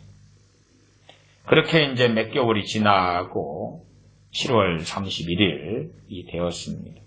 방학이 되었지요. 7월 30일이 되어서 그날 수련회를 가려고, 중고등부 수련회 가려고 예배당에 일찍 그 전날에 와서 누웠습니다. 자려고 누웠는데 어머니를 포함한 또 목사님, 사모님이나 집사님들이나 기도하는, 저녁마다 기도하는 기도팀들이 있었고, 그 기도팀들의 기도나 뭔가를 들으면서, 그러면서 저도 일어나서 기도하고 회개하고 그렇게 되면서 성령 충만을 받았습니다. 회개가 터지고 방언은사가 임하고 그러면서 삶의 현저한 변화를 경험했습니다. 예수님을 영접한 상태에서 예를 들어 제가 친구하고 다투는 가운데 친구에게 성질을 내고 그랬다고 합시다. 그러나 예수님을 영접한 그 상태에서는 제 양심에 찔리는 게 별로 없습니다. 그러다가 이제 성령 충만을 받은 다음에 제가 친구에게 언짢은 말을 하고 기분 나쁜 말을 했을 때에 성령님께서 제 마음을 비수처럼 확확 찔러 대시는 것입니다. 왜요? 회개하라고. 죄를 느끼고 깨닫는 것 자체가 주님을 영접한 상태에서는 없어요. 그게 없어요. 지식적으로 성경 지식을 배우고 들은 다음에 야 이거 죄라네? 그런 것이 있을런지는 몰라도 그게 아니라 성령님께서 제게 사역하시더라고 말이에요. 모든 진리의 길로 인도하시려고 제 믿음과 신앙의 수준에서 죄를 지적하고 깨닫게 하시고 책망하시더라고 말이에요. 어떨 때는 성령님께서 죄를 책망하시는 게 너무 강렬하기 때문에 그때에 사죄하고 내가 사람에게 잘못을 빌 수밖에 없도록 성령님께서 역사하시더라 그 말이에요. 그런 것들을 경험하면서 죄들이 쉽게 끊어지고 정리되는 것을 경험해 왔습니다. 그러한 것들이 그리스도의 증거가 너희 중에 견고하다 그 말이에요. 성령 충만을 받는 일들이 많으면 성령 은사들이 더 풍성하게 임합니다. 우리가 거룩하기 때문에 성령님의 은사들이 임하는 게 아니다 그 말이에요. 그 은혜 때문에. 그러나 일반적으로 그 은혜가 임할 때들이 제가 설교를 종종 했습니다. 회개가 터질 때에, 성령 충만을 받을 때에, 깊은 기도를 할 때에, 특별히 하나님께서 깨어있는 사람, 어떤 사람을 쓰시려고 할 때에, 그때 어느 때에 은사를 주십니다. 물론 그 외에도 다양한 몇 가지 상황들이 더 있겠지요. 고린도교회는 성령 충만을 받은 교회였기 때문에 성령 은사들이 풍족했습니다. 이 시대의 교회는, 또한 이 시대의 자녀들은 사실은 성령 충만을 받은 자녀들이 별로 없지요. 그래서 그리스도의 증거가 견고하지도 않고 신속하고 때로는 주님을 영접하는 영접기도의 신용만 좀 하거나 면죄부 받는다 착각하는 가운데 세례도 받고 유아 세례도 받고 심지어 많은 크리스천들이 성령 충만하고는 다른 길을 걸어갑니다.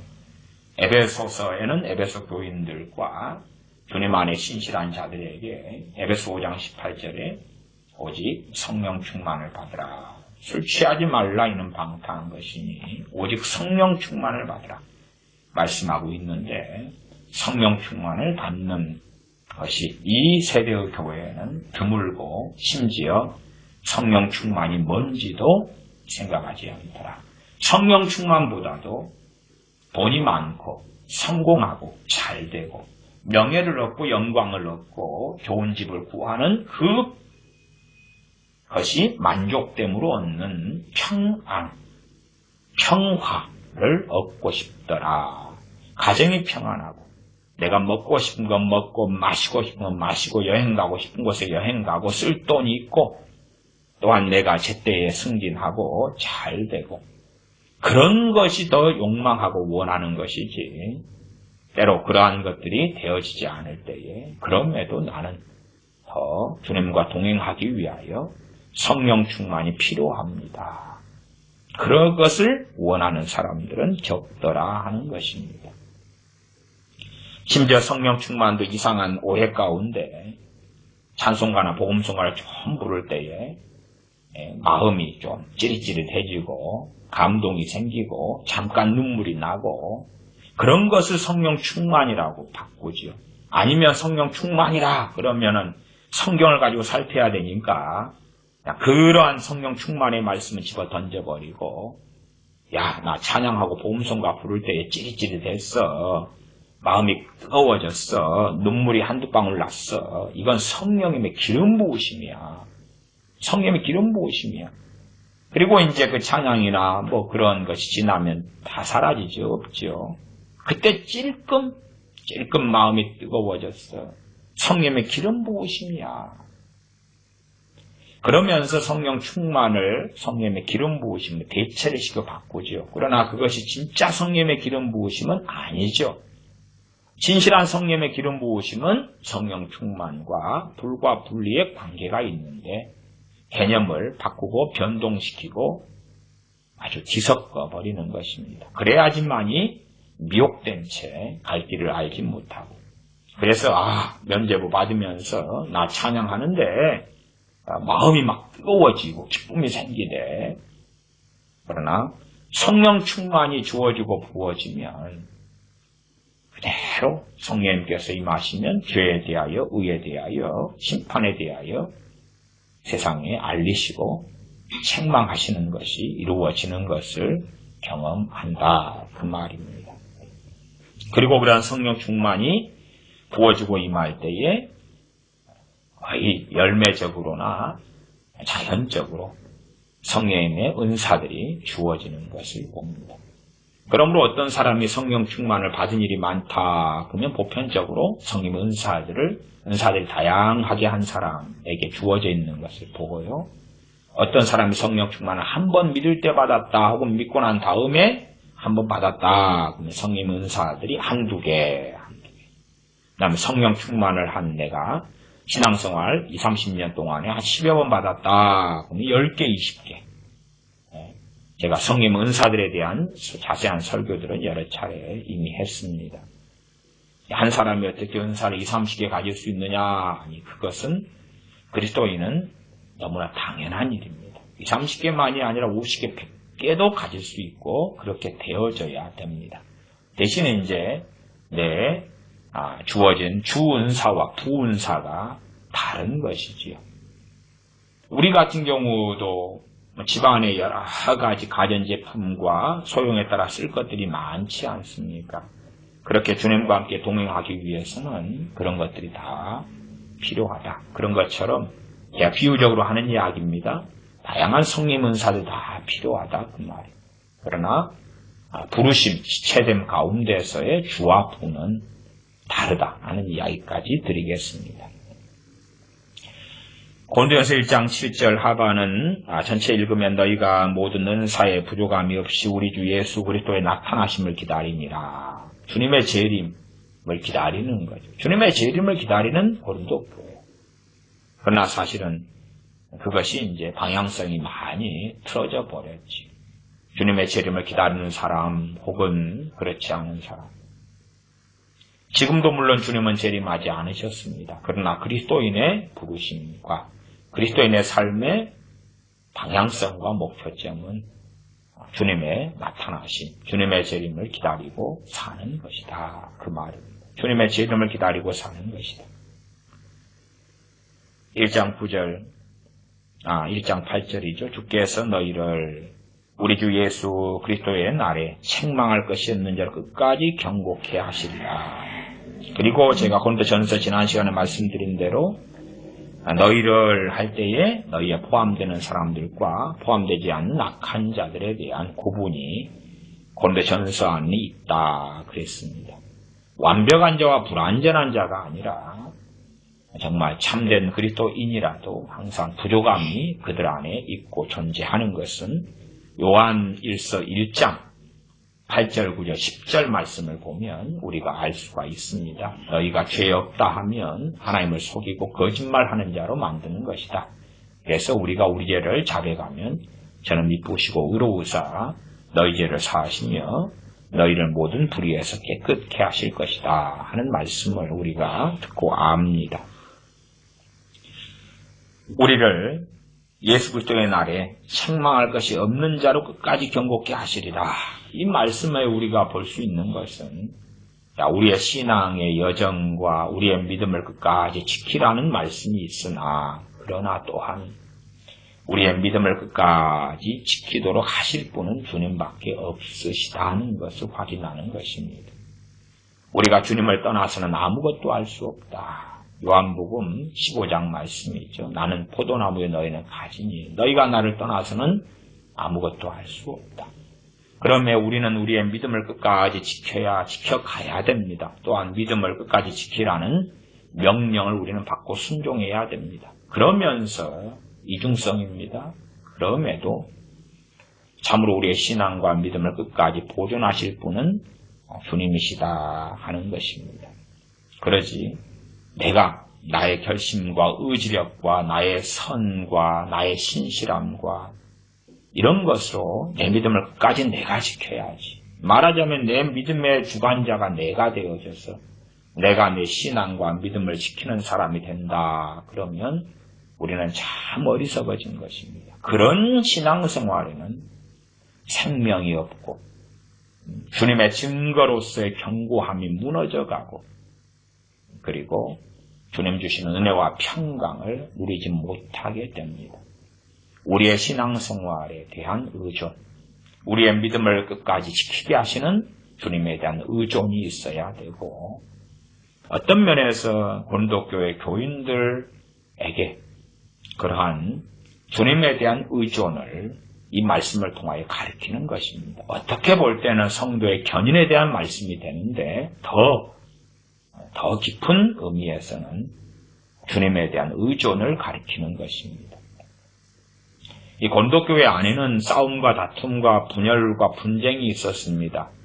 사실은 이 분열과 다툼의 위험성 중에 심각한 것은 뭐냐면 분열과 다툼이 심해지면 자기의가 심해지는 것입니다. 자기의. 왜? 상대방과 비교했을 때에 저 파하고 내 파가 있으면 내 파가 저 파보다도 옳기 때문에 내 파로 모일 거 아닙니까? 그러기 때문에 저쪽에 틀린 것, 내가 옳은 것 이것을 보게 되니까 상대적 의의를 가진다 그 말이에요. 야, 저 사람은 잘못됐어. 나는 옳아. 나는 저 사람보다 더 나아. 그러기 때문에 내가 저 사람보다 더 나으니까 더 나은 나의 의로움 때문에 주님께서 나를 더 붙드셔야 돼. 나를 더 이끄셔야 돼. 나에게 저 사람보다는 더 은혜를 주셔야 돼. 저 사람은 바울파고 나는 아볼로파다. 혹은 저 사람이 아볼로파고 나는 바울파다. 그러면 내가 이 파로 모인 것은 저 파보다는 더 정당하고 옳기 때문이야. 또한 재판이 교회 안에 고린도 교인들 사이에 있었지요. 그러면 저 사람과 내가 왜 재판을 붙습니까? 내가 옳고 저 사람이 틀렸기 때문에 그렇지요. 단지 옳고 그름이 아니라 타협할 수 있는 문제라면 재판까지 안 갔겠지요. 그러나 타협할 수 없는 부분이다. 그 말. 최소한은 한쪽 측면이나 두쪽 측면이 다 타협할 수 없다. 대화할 수 없다. 법적 분쟁으로 가서 옳고 그름이다. 이건 나누어야 된다. 그러면 상대방 두쪽 다나 혹은 한쪽이나 우리가 저쪽보다 더 옳고 낫다라고 생각하고 주장할 거 아니냐 그 말이에요. 그런 걸 통하여서 상대적 의, 자기의가 생겨갑니다. 성경의 의로움과는 다른 거예요. 다른 거. 그러나 이제 똑같이 하나님께서 기도에 응답하신다 그러면 내가 저쪽보다도 옳고 의롭다고 생각하는 입장이라면 하나님께서 저쪽에 응답을 하나 해주시면 나한테는 2개, 3개, 5개가 될 걸 기대하지 않겠습니까? 그러면 기도 응답의 그 이유와 공로가 나에게 존재하고 있게 되는 확신이 존재하겠지요. 또한 천국에 끝까지 하나님께서 함께 하시며 은혜 주시며 지키시며 동행하시는 것도 저 사람과 동행하는 것이 하나라면 나하고는 5, 10개가 돼야 된다고 믿지 않겠느냐 그 말이에요. 그런 게 아니라는 거예요. 사실은 이 부부간에도 한쪽이 많이 잘못하고 한쪽이 덜 잘못하고 다투고 분열이 일어났을 때에 이 잘한 측도 은혜 생활을 못합니다. 왜 그렇습니까? 상대적 자기의를 덧입어버려. 그래서 야, 나는 더 저 사람보다, 남편이나 아내 상대방보다 나는 더 옳고 의로와. 왜? 싸우다 보면 상대방을 비판하고 비난하고 정죄하고 비교하고 하는 것이 대부분 일어납니다. 고린도교회 안에는 이런 문제가 산적했기 때문에 성찬식 할 때 가난한 사람들, 못 먹는 사람들, 찌꺼기만 먹는 사람들은 와, 저 사람 왜 저래? 그리고 부자들은 야, 부유하니까 우리가 복 받은 거야. 교회 안에서도 교회 안에 있는 부자들은 야, 우리는 하나님과 동행하기 때문에 복 주셔서 부자가 된 거고, 너가 가난하거나 찢어지게 가난한 너희들은 저주받고 재앙이고 하나님 말씀대로 안 살고 주님과 동행하지 않았기 때문에 가난한 거야. 나는 한 달에 1,000만 원 받는 이 직장과 직업은 하나님과 동행하기 때문에 얻은 건데, 네 한 달에 뼈 빠지기 이래도 니는 100만 원이잖아, 80만 원이잖아. 나는 저주받은 거고 육적으로 살아가는 거야. 그렇게 이제 이모저모로 서로 간에 가지는 기준이 있다 그 말이에요. 제가 80년대부터 한국 교회를 경험해 오기는, 교회 안에 가난한 사람들은 저주받고 기도생활 않고 믿음이 없고 이런 인식이고요. 교회 안에 부자들은 장로님, 권사님 될 뿐만 아니라 말씀대로 살고 뜻대로 살고 깨어있고 이런 사람들로 일반적으로 대우받고 취급되더라. 그것은 제가 80년대부터 교회 안에서 많이 경험해온 것입니다. 지금도 별로 그렇게 바뀌지는 않은 것 같습니다. 그렇게 사람들이 생각하나, 그러나 사도 바울을 통하여, 소스테네를 통하여 하나님 말씀하시는 것은 그렇습니다. 1장 8절, 주께서 너희를 우리 주 예수 그리스도의 날에 책망할 것이 없는 자로 끝까지 경고케 하시리라. 우리가 견고하게 선다면 가정에도 주께서 하시는 거다 그 말이에요. 사도 바울이 나의 나된 것은 하나님의 은혜로다 고백하는 것처럼 우리가 끝까지 주님 배신하지 않고 선다면 그것은 주님께서 우리를 그렇게 은혜 주시고 불쌍히 여기시고 이끄셨기 때문이다 하는 것이며, 아직 우리의 인생의 여정은 남아 있습니다. 그러면 주님께 의탁하며 의지하며 우리를 책망할 것이 없는 자로 주님께서 만드시는 걸 기대하고 믿어야 합니다.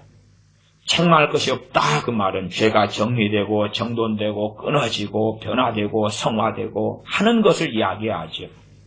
우리의 힘으로 우리는 죄와 반드시 싸워야 됩니다. 그러나 그것이 다인 사람은 시간이 지나가고 흘러가도 우리의 죄가 정리되지 않는 제자리 걸음을 보게 될 것입니다. 그런 의미 때문에 이러한 고린도전서 1장 8절 같이 성도의 견인과 성도의 인내처럼 보이는 교리에 사용되는 이런 말씀들이 아주 중요한 것입니다. 물론 성도의 견인교리, 극단적 견인교리로 이러한 구절들이 사용되는 것은 심각한 문제와 오류가 있다. 그쪽이 아니에요. 방향성이 틀린 거예요. 책망할 것이 없는 자로 서려면 당연하게 우리의 책임이 존재하죠.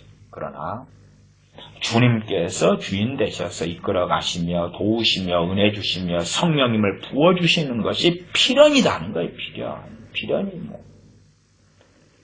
그러면 우리가 책망할 것이 없는 자가 되기 위해서 죄와 싸우고 투쟁하는 나의 헌신과 나의 노력과 나의 깨어있음과 나의 기도 생활과 나의 말씀 생활과 이런 것도 중요한데, 더 중요한 것은 주님께서 해 주셔야 한다 그 말.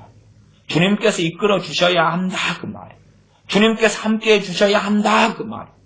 그러기 위하여 우리가 주님께 의존하는 것입니다. 그 의존을 다른 말로 믿음이라 그러는 것입니다.